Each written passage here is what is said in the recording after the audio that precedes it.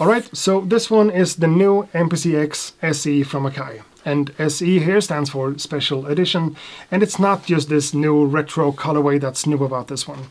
It has upgraded RAM and upgraded internal storage, and that kind of makes this one make more sense as a flagship product in Akai's range of MPCs, and more comparable to something like the MPC Key 61, for instance.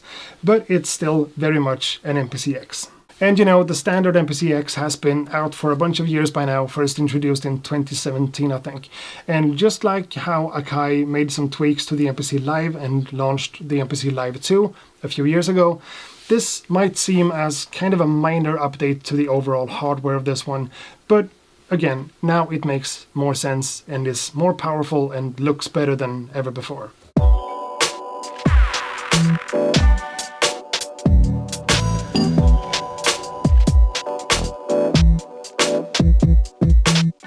We're now getting 4 GB of RAM on this one instead of 2, and 64 gigs of internal storage instead of only 16, so definitely a step up.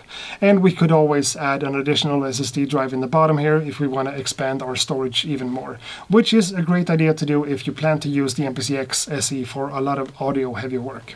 And overall, everything you knew about the older MPC X still applies to this one. It's still the same form factor and the same connectivity as the older MPC X. We've got this SD card reader and 2 foot pedal inputs plus 2 instrument level inputs here, as well as 2 headphone outputs in the front with volume knobs for the respective inputs and outputs. And in the back, 2 audio inputs on combined XLR and line jacks, 2 channels of audio inputs on 1/4 inch jacks or RCA, and a switch going from line to phono level inputs that enables you to hook up something like a turntable without the need of a preamp or anything else. A total of 8 audio outputs on 1/4 inch jacks, 4 MIDI outputs, 2 MIDI ins, 8 channels of CVN gate, 2 USB-A ports for connecting MIDI keyboards and such, and a USB-B port for connecting the MPC X SE to a computer, and of course a power input and a power switch.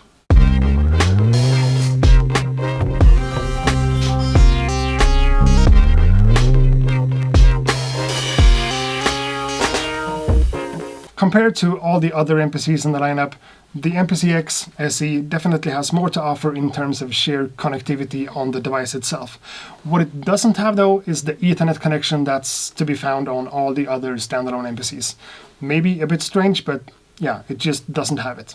The increased amount of RAM and storage here, and of course this new paint job, this beautiful new design, at least in my book, that's basically what's new here, plus the fact that this one now also comes bundled with the entire MPC instrument collection, just like the MPC Key 61. So that has a value too, for sure. You know, running these high-quality, multi-sampled instruments on a device like this takes a little bit of effort, and that's where the extra 2 GB of RAM actually makes a difference. I haven't had any types of problems at all, no hiccups or anything using all of these different instruments on this one since I first got it. And that counts for something, right? Again, I think this retro design really works on the MPC X SE. The older one used to be black and red, where this one is gray on gray with red details and black knobs, and this old school looking Akai logo over here, that's just beautiful. This design is definitely taking a lot of inspiration from the older MPCs, like the MPC 60 and the MPC 2000, and I think it's really similar to the MPC Renaissance too. And I for one hope that Akai chooses to stick with this entire design language for every single MPC they put out in the future, because I love the design of it, I love the color scheme, and I think it's a classic design, it's inspirational, and whenever I think about an MPC, this color scheme is kind of what I think about, you know? Sure, I would love to see a different design on the jog wheel, maybe similar to the one found on the MPC 2000 XL, and maybe some gray knobs over here instead of the black ones, but you know, you can't get everything, and I'm just splitting hairs at this point. And in terms of the software here, this is still an MPC X, and it runs the latest version of the MPC firmware inside of it. So we're still limited to 8 tracks of recorded audio if you don't transform them into drum programs or samples or anything like that, and you're still able to assign all the MIDI outputs and the CVN gate values to pretty much anything you want, just like you would expect, right? If you're looking for a standalone MPC to run an entire studio off of without necessarily having to use a computer too, this is the one to get.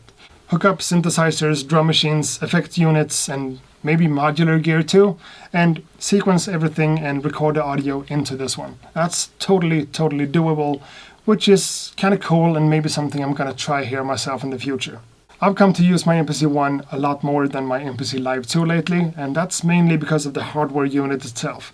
I love the clickiness of the buttons and the fact that I don't have to rely too much on the touchscreen itself. I can navigate a lot with the buttons, and this one gives me that and even more, plus a bigger screen and 16 knobs. And you know, I've never had an MPC X before, so having this one around in the studio has made me make music in an even more efficient and faster way than before. That's cool to me. But is it worth upgrading to this one if you already have the MPC X since before though? Well, honestly, my answer there would probably be no for most users. If you're pushing your MPC X to the absolute limits and you're running out of RAM and stuff, sure, getting this one makes total sense. But for anyone else, it's actually not that different from the MPC X. So if you have the X, go for this one.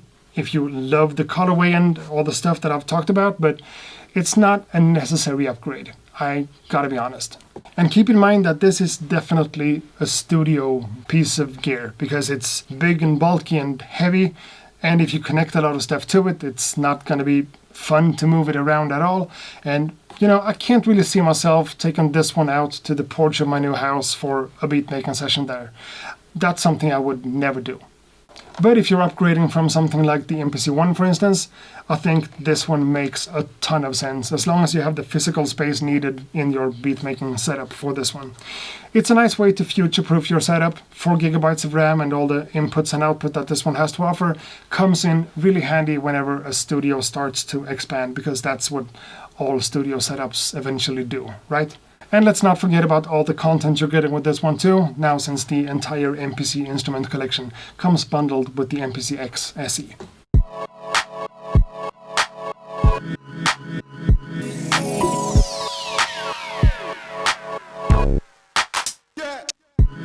So, in conclusion, I guess, this new special edition of the MPC X is definitely not the right choice for every single user out there. That needs to be pointed out.